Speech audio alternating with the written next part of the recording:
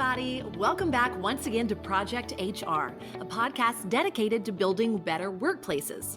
As always, I'm your host, Beth Pilgreen, and today we'll be talking on a pretty charged subject in business today, one that everyone has an opinion about.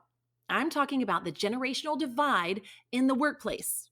And while feuding between generations is nothing new, it's never been quite the matchup it is today. According to Pew Research, by the end of this year, Generation Y, also known as Millennials, will surpass baby boomers in numbers, with an anticipated 72 million boomers and 73 million millennials, which will make the millennials America's largest living adult generation. According to Catalyst.org, by 2025, millennials will comprise 3/4 of the global workforce. Clearly, this generation is having and will have a tremendous impact on business. So to get some clarity and a little guidance on how businesses can get the best out of their multi-generational workforces, we called the Millennial Whisperer himself, Chris Tuff. Welcome to Project HR, Chris. Thanks so much for having me, Beth. Happy to be here. Yeah, we're glad to talk to you. Chris, so you guys know who are listening, is the Executive Vice President of 22 Squared and national best-selling author of The Millennial Whisperer. So he literally wrote the book on working with millennials and the importance of integrating this often criticized generation into the workplace. And Chris, I feel like I should take a moment here, full disclosure, to let you know that I am a Gen Xer by 2 weeks. So since I'm sandwiched right in between the boomers and the millennials, I guess I have a front row seat for all these fireworks, huh? Totally. I mean, and I think, okay, first thing I have to say is that I did write the book, The Millennial Whisperer, and I'm not saying I'm the self-proclaimed Millennial Whisperer. I'm always very careful about casting myself that way. I'm trying to do a lot more with this book than to just help the next generations coming along. I'm trying to use this generation as the catalyst to change our organizations. And that's a different approach than a lot of the other quote unquote millennial leaders out there or millennial advocates. And I am an advocate for millennials. But my favorite quote since publishing came from a friend of mine. And it's millennials aren't the problem. They just expose all the problems. And so it's a two-way street. There are certain things that millennials can learn from Xers and boomers and vice versa. And guess what, people, if for the first time ever, you've got a generation that will walk unless you start meeting them on their own terms to a certain extent. And there's a lot of things that they can learn from you, and there's a lot of things you can learn from them. So I'm excited to be here. Me too. I know. Before we get going, I want to kind of tell our listeners, when we're talking about these different generations, I want to give them dates around what we're talking about. So boomers, correct me if I'm wrong, boomers are people born between 1946 and 1964. Is that right? Correct. Gen X was born between 1965 and 1980. Correct. Millennials are 1981 to 1996. Is that right? Yeah, you got it. Yeah. Okay. Yeah. That's what I usually quote. Okay. And anyone born after 1997 is considered to be a member of Generation Z. That's right. Oh, so exciting. Let us just dive in. So I'm so curious about your journey. How exactly did you come to the point of writing this book? I fell into this digital ad agency, and it was called Moxie Interactive. And, that journey kind of evolved over the next 5 years as I was a account executive and then a creative copywriter. And I was never really happy, but, because I was kind of in search of this, what I talk about a lot, which is like this ruthless pursuit of passions. And being at an ad agency as the digital kind of the social evolution of social media was starting to happen, I kind of fell into this thing. And it was also around that time that our CEO came to me and she goes, her name's Chris Pinto. And she goes, Chris, there's this thing called a viral video. Do you know what a viral video is? I was like, no, well, I don't think so. She goes, well, there's this thing. If you get 1 million views of a video that you create, it's a viral video. And we've got a lot of clients asking for it. So if you can get a viral video and prove to our clients that it's possible, then we'll give you your own department. No pressure. Totally. No pressure at all. And so that spurred this idea of, well, one, I said, bring it on. And so I called one of my friends and I filmed my engagement to my now wife as I was running down the streets of Atlanta. And it was a 3.5-minute clip that kind of showed this scale of emotion that the internet hadn't really seen before. Yeah. What year was this? So this was 2006, pre-YouTube. Wow. I put it online on ChristopherTuff.com. And it was about 4 days later that we get a call from a server guy.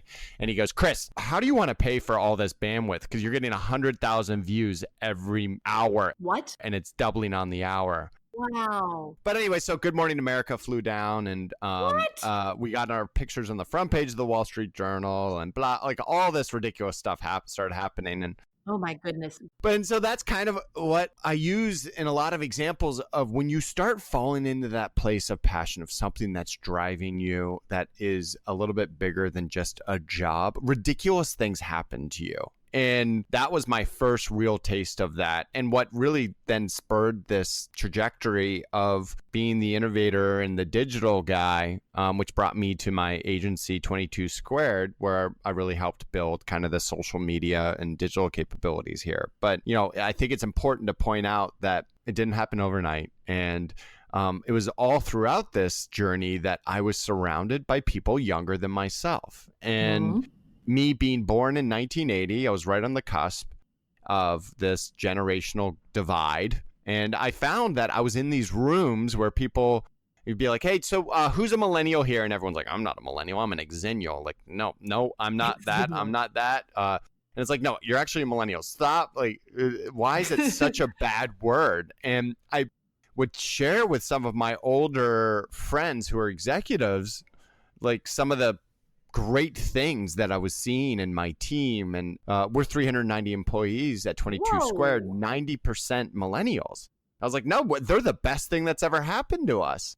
And it was actually 3 or 2.5 years ago that I was on this executive retreat where I introduced myself around the fire. And I was like, I don't really know what I do anymore, but I'm kind of like the Millennial Whisperer. Wow. And that was where I sat down after introducing myself, and there's 14 of us, average age of around the fire was probably about 45 years old. And the guy leading it, Tommy Breedlove, he kicks me. He goes, you better write that book. What? And I was like, what book? He goes, The Millennial Whisperer. And I was like, okay, yeah, I think I could do that. And another guy, Bert Weiss, who you probably know, he's got a big show called The Bert Show, big morning radio show. I met him, yeah. Bert was on the trip, and he was like, Chris, like, tell me some of the things. I'm having the hardest times with the millennials in the studio right now. What are some of the things you do? I was like, well, I started giving examples, and these guys were like, you do that stuff? Like, are you kidding me? Wow. And it was 3 weeks later, Bert and a couple others called me, and they were like, Chris, I started implementing some of those things you talked about around the fire. They work. And I was like, all right, I got to write this book. So, and then I wrote it. We wrote it in about 8 months and then published. And now 9 months ago, we've sold about 60,000 copies. And we're starting to really use it to talk to anyone that will listen. But, the good news is that, a lot of the Fortune 50 and very brands that anyone would have heard of they're bringing me in to help them with not just the millennial problem that's going on, but a lot of times it's like, how do we enhance our culture using the tenets of this book, The Millennial Whisperer, to get it going? Yeah, no, that is brilliant. What would you say some of the common myths are with each generation? And then I'd love to talk about how you debunk some of these myths with millennials. So what are boomers known for? So boomers, they're known for, within the workplace, they're the loyal bunch. They're there to really stamp in at 8 o'clock and stamp out at whatever it is, 6:30. Yeah. Their parents were coming back from, the war. Yeah. They went to a place where they felt privileged enough to have a job, and they were willing to put in the work to get the pension and to get the 15-year watch. Mm-hmm. And obviously things have evolved since then. And it's oftentimes difficult for them to see some of the trends that are happening out there, like the job hopping and the inconsistency. But ideologically, they're not that far off from the things that millennials are looking for as well. It's I think, more of a differential between Xers and millennials, where you get a little bit more conflict there. So that's kind of the boomer side. And, Xers are there. They're the ones that are, you never stop working. For Xers, it was almost a social currency for Xers when you would send an email at 2 or 3 in the morning. Because, when you sent that out, it's like, I never sleep. All I do is work. I do is work. Yeah. And you look at the product, they're a product of a very different time. They've seen some big recessions hit both themselves as well as their parents. They think that it's kind of up to them to earn their keep in the world, and nothing can stop them. And you kind of drop your feelings to a certain extent at the door as soon as you start to when you go to a place. And I think loyalty is higher. But regardless of any of these generations, the number one thing that everyone is looking for from their organization, according to the Deloitte Millennial Survey, which talks through all of those generations, is pay and benefit. And so that has never changed. So let's not kid ourselves. Right. Where you start getting into some differences of what the millennial generation, 1981 to 1996, looking for is number 2 for them is a positive work culture. And positive work culture was never front and center for Xers. And the third piece is work flexibility. So when you look at the things that organizations need to start prioritizing, is culture, number 1, and number 2, we've got to start tackling this idea around work flexibility. And so, that gets us into, I'm digressing a bit, but if you look at millennials, one of the things I set out to do in the book is it's actually 2 very different generations within 1981 to 1996. That's a massive age gap where lots of things have happened around us. And the 2 main reasons why they need to be almost 2 separate generations within is, one, when they adopted technology. So older millennials didn't even have cell phones in college. They had beepers in college, if that. We had answering machines. Exactly. And younger millennials were given a brand new iPhone with a Snapchat account at age 13. And so you've got what I call Oregon Trail millennials, older millennials, and then Snapchat millennials. I remember that. Yeah, that's good. So, and then the other thing that makes them different is when the recession of 2008 either hit them or their parents. Older millennials were actually in the market and were forced to be resilient and entrepreneurial as 2008 hit. And younger millennials saw their parents lose their jobs. So that's 2 very different things that contribute to, I think, some of the things that we're experiencing. And one of my least favorite things that happens out there is that we've got to stop using millennials as a synonym for young and inexperienced. Right. And boomers do it, Xers do it. I think almost everyone does it, because the truth is they're oftentimes young and inexperienced. So would that be one of the biggest myths out there right now about millennials? I'd love to talk a little bit more about that, like that they are young and inexperienced. What are some of the other things that you debunk in the book regarding what people say about millennials? Actually, if you go to Google and you just type in millennials, it'll auto-populate. Millennials are lazy, entitled, needy. There's an element of truth to each one of those stereotypes. If you look at that whole needy, that comes from this constant, I'll tell all leaders today, especially the boomers and Xers, and even the older millennials come to me for this more and more. And they're like, Chris, I just can't keep my people happy. And I say, listen, if by the end of the day, when your head hits the pillow and you're not utterly exhausted by rewarding and recognizing your people in that day, you haven't done it enough. And people, when I say that in audiences, people will punch back in the Q&A sessions and be like, well, so you're just saying we got to coddle them more?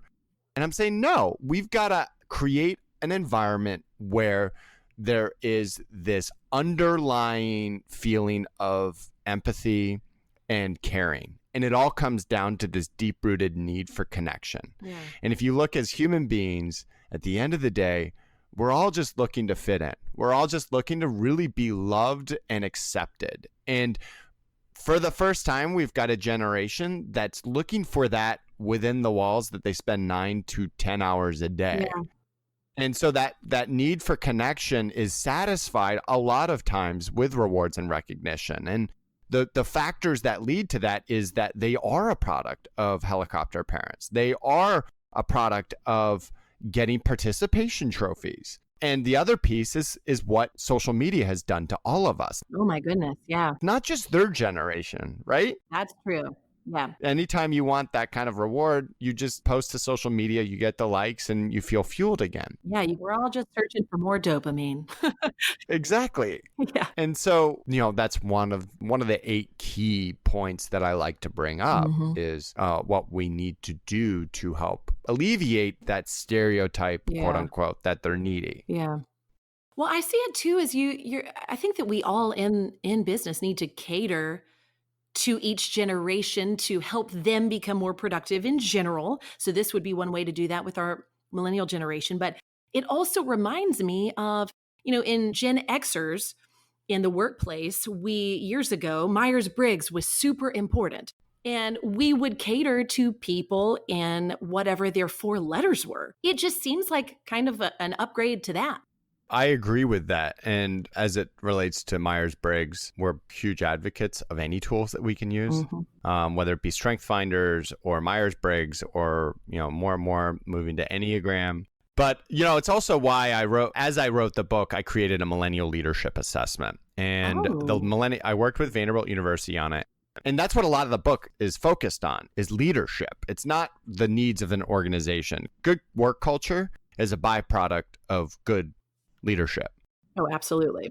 And culture doesn't come with a brand new building or ping pong tables and kegs, or a woman, who came to me and said, listen, I've got a barista on staff. I've got a whole cereal bar, over 30 cereals, and my millennials still aren't happy. We still have a culture problem. I'm like, well, yeah, it usually starts with leadership. Yeah, ground up. Exactly.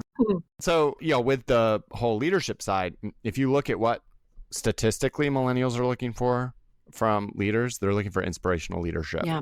And how I structured this 360 is inspirational leadership is a great assessment that if you take a self-assessment and you ask Bob, and it's like, Bob, listen, I know you've got a team of 30 millennials and, I don't know if you heard this, but they are really into inspirational leadership. Would you consider yourself an inspirational leader, Bob? Bob will respond back and say, yeah, oh man, like they laugh at all my jokes. They light up anytime I talk to them, blah, blah, blah. And then it's like, thanks, Bob. And you go to 2 people on Bob's team who are millennials and you say, all right, listen, we got to know, is Bob inspirational? And their first question is Bob going to find out if I tell you the truth? And it's like, no, Bob's not going to find out. And then they're like, no, Bob's not inspirational. Wow. And so I use that as an example. That's why I created this 360 assessment. And is actually, as we're going into these big corporations, everyone goes to that speech that I'm making and the workshops, knowing where their strengths lie as well as their weaknesses, inspirational leadership being one of those things. Yeah. Well, and everybody needs to know how they're being perceived too. So I think that's such a beautiful and safe way to kind of take the temperature, the cultural temperature, so to speak. Totally. Yeah. Yeah. Well, that's great. Just as a reminder, you're listening to the Project HR podcast. I'm your host, Beth Pilgreen, and our guest today is Chris Tuff, Executive Vice President of 22 Squared and national best-selling author of The Millennial Whisperer. So, Chris, outside of inspirational leadership, what else would you say that millennials are looking for in the workplace as opposed to the average boomer or the Gen X employee? Sure. So from the leadership perspective, it comes down to 2 other main things. And this is the slide that in presentations, everyone gets their phone out to take pictures. Yeah. And so number 1 is inspirational leadership. Number 2 is autonomy. I was leaving our holiday party with my wife, who knows me very well. And so she turns to me, she goes, Chris, how have you stayed there for 5 years? Like, how have you, like, it's amazing. This was 5 years ago. And I said, I can tell you how. It's because Richard, our CEO, gives me a long enough leash to be entrepreneurial, but enough structure that I always feel like I'm becoming a better leader.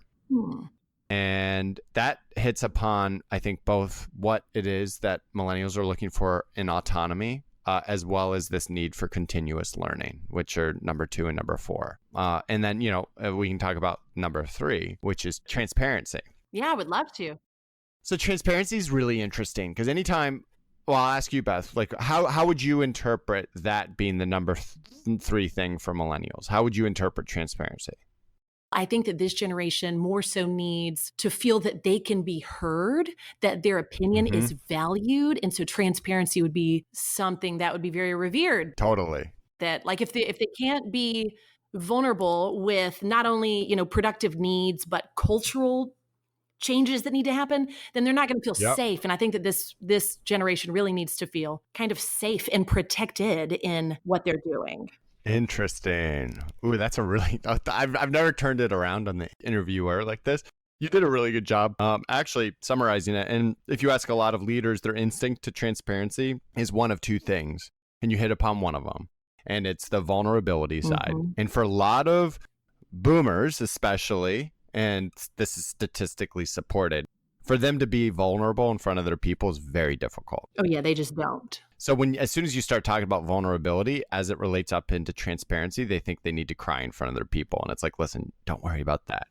We're just asking for some emotion, not crying. Yeah. Right. Then on the other side of the spectrum, as they interpret transparency, they think financial transparency. So it means that you have to disclose everyone's profit margins and incomes. And it's like, no, it's not that either. They're so serious, aren't they? Totally. But, so I think your response is actually more in line with what a lot of people mean with transparency. And what they mean by transparency and what they're looking for is they just want context.